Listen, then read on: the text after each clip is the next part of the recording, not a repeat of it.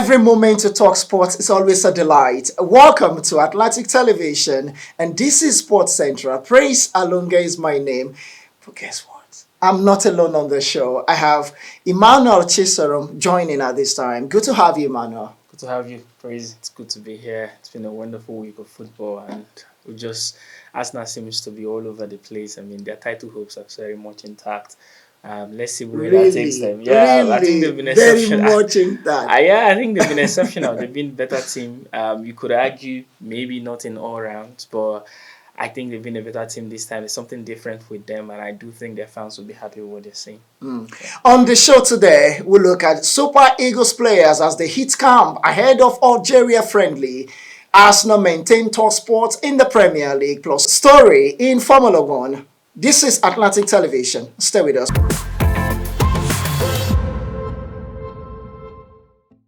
And it's a delight, and it's good to know you're still there watching Atlantic Television, Sports Center precisely, with Praise and Emmanuel on the show. Straight to our talking points. Let's go to Super Eagles camp. 18 players are in camp ahead of the game against Algeria in Oran later next week. It's going to be Nigeria against the Dexter Foxes. Emmanuel, what should Nigerians be looking forward to in that game? Really, I mean, if this was in preparation for the World Cup, it will have a lot of, it will have a different effect. But the fact that Nigeria is not at the World Cup and then we're playing a friendly game, the effect that it's supposed to have is not there anymore. And I don't think Algeria are also in the World Cup as well. So they won't be going. More like this is an extremely glorified friendly. And goodness, honestly, you have to call it that.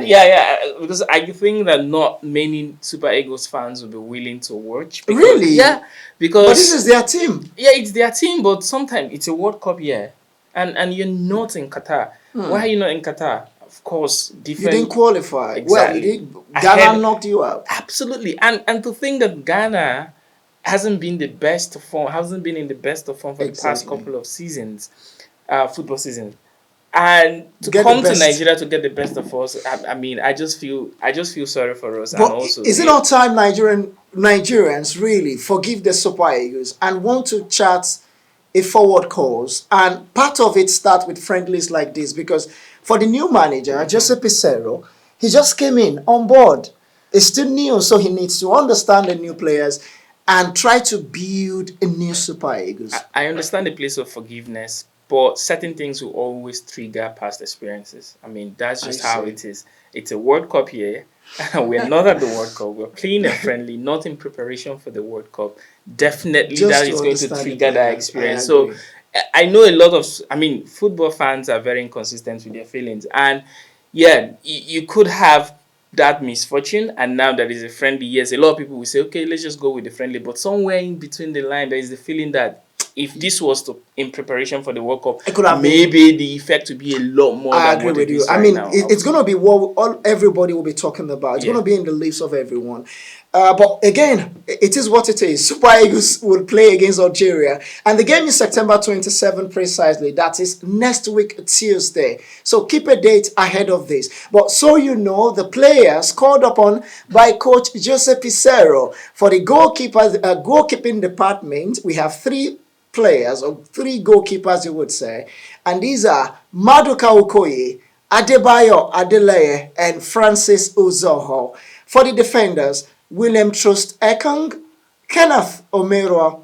Well, Leon Balogun was called upon, but because he had injury, Valentine Ozoanfo has taken his position. Zaidu Sanusi as well makes the court. Calvin Bassi, Kelvin Akpoguma, Chidozie Awazem, and he was the first player to hit the camp actually in Constantine, Algeria, and Olaino. Moving to the midfielders now, Wilfred Indidi, Alex Iwobi, Frank Onyeka, and Raphael Onyedika. Now, for Raphael Onyedika, is one of the newbies in the Super Eagles. He's having his first opportunity with the Super Eagles of Nigeria. We'll talk about him quickly. And forwards, Moses Simon, Kelechi Iheanacho. Unfortunately, Samuel Chukwueze was called upon, but is injured and is out of the tournament. Ebube Duru of Rivers United has been called upon to replace his position. Taiwo Awoniyi makes the list. Teron Murphy as well. Chidera Ijuke. Henry Onyekuru also called upon. Injury has axed him out of the team, and as it stands, Emmanuel Dennis has taken his spot. Ademola Lookman makes the list, and Seris Dessers, not forgetting Ahmed Musa, who also got injured in Turkish League on Sunday when he was playing for his side, Sivasspor. So we've lost many players ahead of this game, but again, there are players that would fill the position. And just quickly, Manuel, before you shared your thought, again, players that are out: Musa, Chukwueze, Balogun, Onyekoro. Their replacements are Ozonwanfo, Godwin Saviour, Ebubeduru, and then Dennis Bonaventure Emmanuel. Okay. I think honestly, even the call up of Ahmed Musa kind of questioned it. I think it's just there to justify the quote unquote the quota system we operate in this part. Yeah, because really, is it all about it? Because under Gennett Raw, a lot of Nigerians have clamored for Ahmed Musa to be taken out. Yeah, he's been there. But Joseph Pissarro is here, a Portuguese coach. Yeah, he's still using him. But we understand how these things work and how they play some of these things like a ping pong or something. I honestly think that Ahmed Musa has actually passed his prime, and he can be 28 picking up injuries like that. And also, if you can be 28 and looking 34, that's another point. I believe he's done so much for the Super Eagles in the past. I think he should just pass. Let us build a team around young players for the future, and then create this kind of, make a proper blend between young and old. But even the old being Ahmed Musa is too old. But it's this not 30 yet. It's just 28. But you and I know these things. Ahmed Musa, I don't want to question the age he's declared publicly, but then he just doesn't look 28. You can't be 28 and be picking that level of injury. A lot happens. Life happens. Sometimes you can't cheat nature, and then yeah, you can. Okay, let me just go straight to the street. Let's take it to the street now. Would you like Ahmed Musa to still be in the Super Eagles of Nigeria, or you think it is time Nigeria get him out of the team and bring in fresh blood to be our players? Don't forget, you can always go to our social media platform and Atlantic Television to add your voice to this conversation. Ensure you drop a comment, and like I always tell you, you stand a chance after the month to, of course, get something if you've been consistent on social media, sharing our posts, liking, commenting, and also watching Atlantic Television and also Sports Central, so to say. And now, just straight to the 18 players in camp. We have Okoye, Ekong, Kenneth Omera, Chidozie Awazim, Olaino, Calvin Bassey, Sanusi, Apogoma, Ozonwanfo, Indidi, Onyeka, Iwobi, Onyedika, Simon, Awoniyi, Ejuke, Dessers, Teron Murphy. These are the players, the 18 guys in camp, expected players. We have Uzoho, we are still waiting for him. Adebayo as well. Ebubeduru, Godwin Saviour, Kelechi Iheanacho, the man they call senior man. And then Lookman also making the cut. So we expect 1, 2, 3, 4, 5, 6 players in camp already. 18 are in. And then the Super Eagles is good to go. Yeah, really. Honestly, so your prediction quickly, because we need to move on. Yeah, it would be Nigeria, a 1-1 draw, a barren draw. Desert Foxes, they've not also been good. Yeah. They lost out at the Nations Cup. They were terrible at the Nations Cup. And also the World Cup qualifiers, they couldn't qualify. Yeah, you think it's just going to be 1-1? Yeah, 1-1 draw or barren draw. I don't think Riyad Mahrez will have so much to do. That's just it. And there's not much creativity aside for Alex Iwobi in the middle of the park for Nigeria. But a lot of Nigeria, hopefully Cyril Dessers gets a goal. And maybe that will kind of bring his mojo back for his Cremonense side. And finally, in just 2 seconds, what kind of football do you want to see under Jose Pissarro? Because, like you mentioned, this game is really not a big game for the future. What exactly would you like to see under this Pissarro? Just quickly. Good. Just free-flowing football, possession-based football, and counter-attacking and high press, basically. But do I think we've got the players for that? I don't think so. But then gradually, I want us to move to that point where we play sweet-smelling football and not what we have, what they call the Berimbuga. I don't want that. All right, you've heard that. And what kind of football do you want to see under Jose Pissarro, the head coach of the Super Eagles of Nigeria, going forward? We have a test game against Algeria in Oran later in next week, so to say, and that will be Tuesday precisely. And then in October, Super Eagles will still have a chance to play against the Portuguese national team. Maybe then we'll see Cristiano Ronaldo, the man they call Ororo. Maybe he will still be in the team as when that game, is being Comes up, scheduled yeah. and also played. But we'll move away from that. We need to go for a break now. When we come back, we'll go straight to the Premier League to talk about the results that came out at the weekend. Yes, we didn't see all the matches due to the burial rites of Queen Elizabeth II. She was, of course, laid to rest yesterday, and now we can focus on football and see more matches after the international break. But we'll talk about some of the games that went down and the position of Arsenal if they can win the Premier League. You have to stay.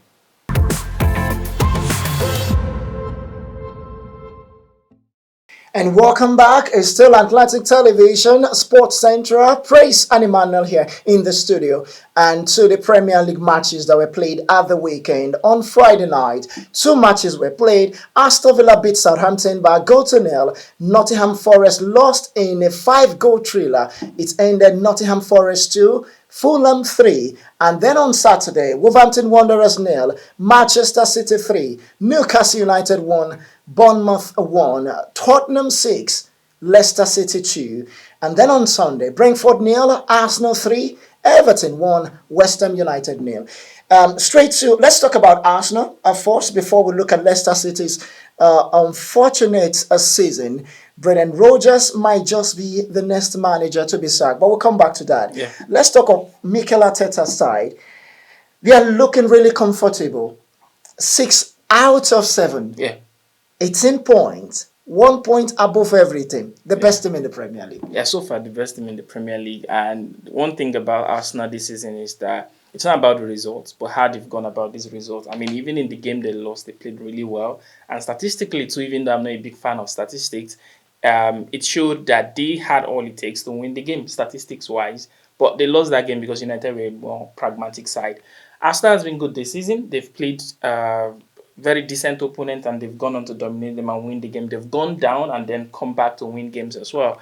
So the difference with these Arsenal and the Arsenal we've seen over the years is their character and the way they've gone about the games they've played so far. They've been dominant as well. They play more as a unit. You look at the introduction of Gabriel Jesus and what he's done to the side. It's not like he's gone on to be the key man in the team like you have Erling Haaland in Manchester City. The difference is that Arsenal is more of a team. And so even if you take Gabriel Jesus out of the team, they can still play and churn out results. I think there's a synergy, there's ongoing, there's a proper synergy now at Arsenal, and the team is playing really well. I do think that they stand a chance this season. Now, they stand a chance at what level? Making top 4 or winning the title? Or both? So far, there's if us, I think so far we should give it to them. They're ahead, but I do think that with what they've done this season and 7 games, I think a worse result will be ending out of the top 2. Wow, top 2. Yes. So you are saying they could win it or finish second this season? If is that not too much, Arsenal fans? Are you with Emmanuel on this?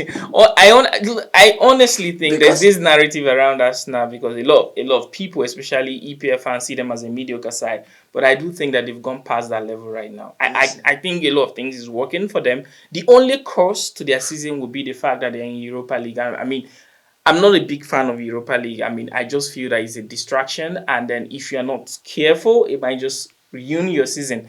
Because you play on Thursday, you travel back to England, and then you do a light training on Friday or Saturday, and then you play on Sunday. Injuries will set in, fatigue will set in, and then if you don't have the squad depth to carry out these games, it becomes a problem for you. And I don't think Arsenal invested so much in the transfer window.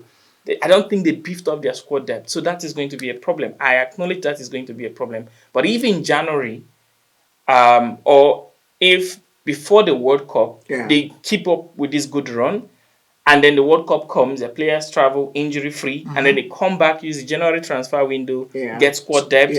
You don't get very good players in January because not many teams will allow their good players go in January. So for you, win it?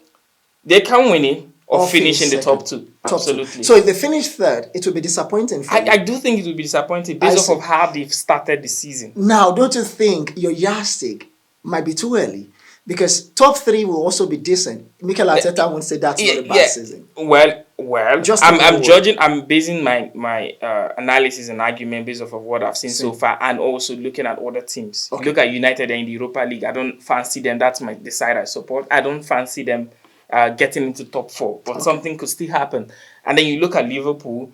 They're going for Jude Bellingham. They are struggling right now. All right. Look at Manchester City. I don't think they are playing so well, but they're not struggling and they're getting. That's the team I think will win the title.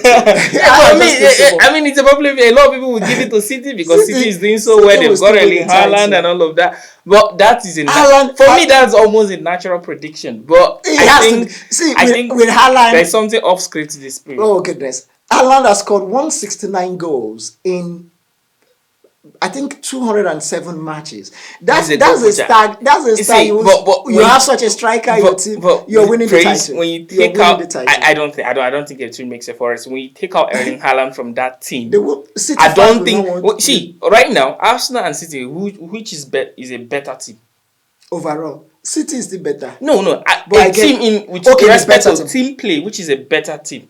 Well, maybe Arsenal, because I mean, their game is not.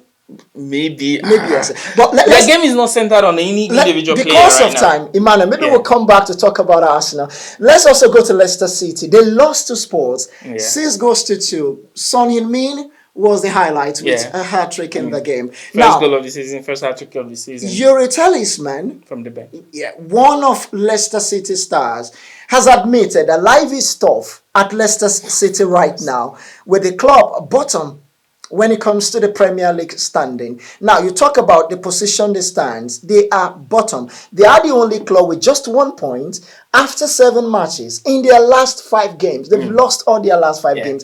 They've only picked 1 point, scored 6 goals, conceded, lost 6 games, scored 10 goals, conceded 22 already.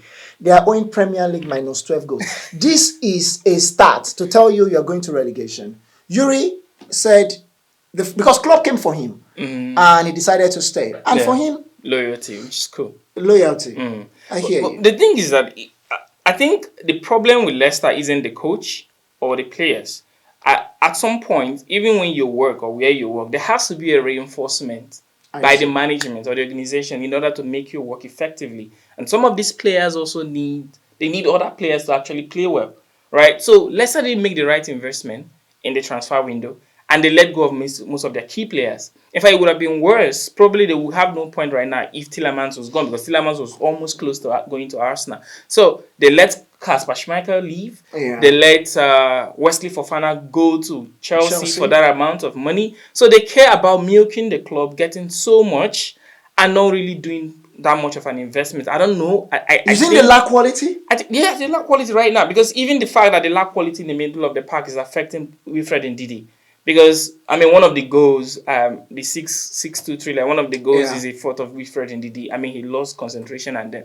But this Jamie Vardy is old. He had to renew contract. So he has no business at that club right now. With your thought, you're saying Brendan Rodgers should be excused from what is going on. Yeah, you're almost because many are saying they will sack him before the resumption of the Premier League. Because football is a result-oriented business, okay? So if the results are not coming, the tendency that you get sacked is there, right? But I do not think it's a direct fault of Brendan Rodgers. And the reason is this. The club didn't make an investment. Brendan Rodgers is one of the top 2 British coaches out there that are decent. Frank Lampard and Gerrard are not coaches to me. He and the guy at Chelsea, Graham Potter, are the best 2 British coaches in the Premier League for me. So I think Brendan Rodgers is a very good coach. The problem is not Brendan Rodgers. The problem is the Leicester management and the board. I do think they didn't make the right investment, and that is affecting the team. Do you agree with Emmanuel? I'm thinking, should Brendan Rodgers be asked to leave Leicester City? Or you think, no, they should keep him, like Emmanuel has said. And also, we spoke about Arsenal this season. Emmanuel is saying, win the Premier League or finish second should be their aim, and that's what they have the capacity to achieve this season. Don't you think that would be too much? Or you also agree with Emmanuel? Go to our social media platform, be part of the conversation. Let's talk in a trustworthy manner on the show, and then stand a chance, like I said as well, to win something on the show. We take our final story before we leave, and that is in Formula One. Fernando Alonso, if you are one of Formula One faithful, he won the world title in 2005 and 2006. Trust me, I'm thinking he should be retiring. But guess what? He would be challenging for Aston Martin when he joins them next year. According to their boss, Mike Crack, the two-time champion is joining Aston Martin from Ifen, who would not offer him the terms he wanted to stay on. And Crack, being the team boss, said he can push us more than a driver who does not have that caliber.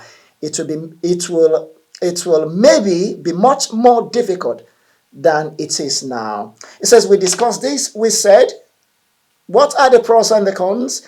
And we came to the conclusion that it is the right step. Alonso is 41, is a legend figure in Formula One, and we say good luck to him. And on this note, we've come to the end of the show. This is where we draw the curtain. Thank you so much for listening. I will see you next time. It's a delight once again, Emmanuel, to have you. Thank you so much. Appreciate your time. Thank you. Let's keep the conversation on our social media platform. Do well to like them, follow, add your voice, and have a blissful time.